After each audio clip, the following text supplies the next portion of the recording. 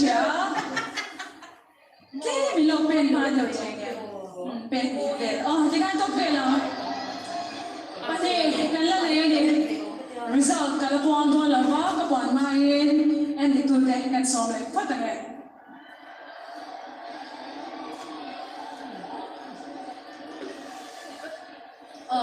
giá này nào bắt nhị in là đi nga mi bị nhị na để về để in nhị giá hiện nhà là tôi mà dọc cho mi dọc ai là nhị na in hồn đó na hồn lâu tuổi tan thật sự mà sáng nghe có về là ở râu bụi ở trà ở môi ở dung nông cái gì để bỏ hiện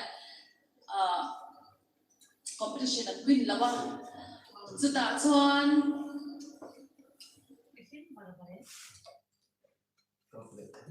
Itu lah dia buat.